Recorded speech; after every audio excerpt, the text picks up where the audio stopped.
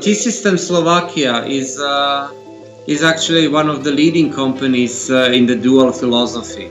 Okay, we are more active at the moment in the secondary, on the secondary level, where we provide a higher vocational education and training in a dual form. However, this is not enough, because annually we need approximately 500 to 600 new people, new entrants to our jobs and our positions. And not all positions, not all new positions are lending themselves to be filled by the secondary level graduates. Okay, increasingly we observe the demand for higher level positions such as solution designers or service managers or project managers or senior software consultants. And these jobs definitely require a little bit more insight, a little bit more experience than we can provide at the secondary level. So this is a clear motivation to extend and complement the secondary level concept with something on the university level and aim at something called, let's say, dual study or dual university education, dual tertiary system. Okay, in our language, how we communicated with our partner university here in Košice, we want to implement some dual elements, some practice-oriented elements into study programs. Currently, in our collaboration with the university, we are very much at the best effort level. Okay, Slovak legislation at the moment doesn't necessarily formally support anything called dual or extended practice during the university education. I think it's a matter of time when the legislation needs to be updated, and not because the companies want it or because Parliament decides, but there is a clear demand from the actual users of the system. In terms of communicating with our partner university, we tried multiple ways. So we started back 10 years ago the usual approach. This is about human resources, so let's do it in a human resource department or part of organization. We found that that was not very efficient. I think the important thing is that dual system needs a commitment of a company and school or university.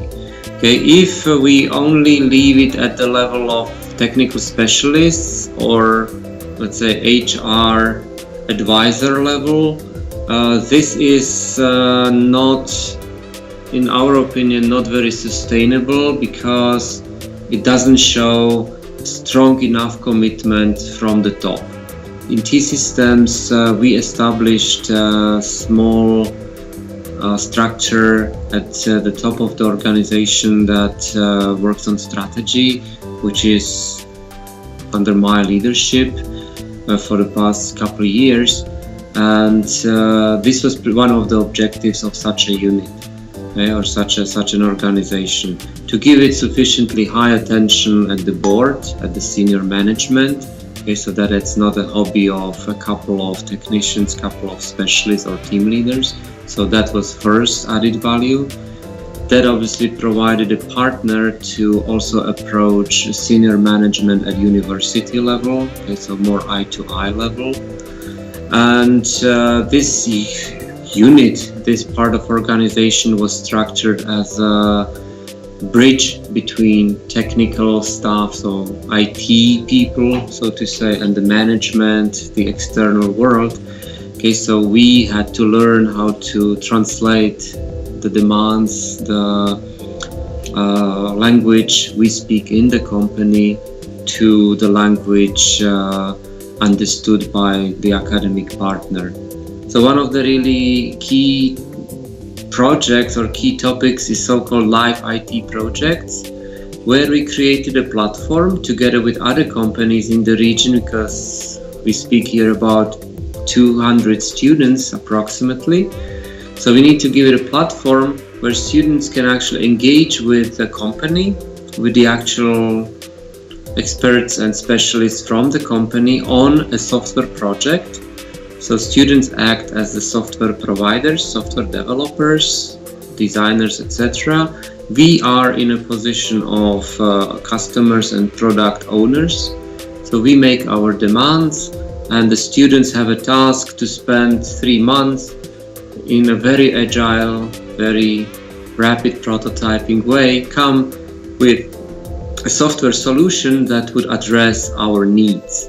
Okay, they are in a steering position, so they decide what architecture, they decide what tools they can come, and they need to present to us the real approaches, the programming languages, the decisions they take, etc.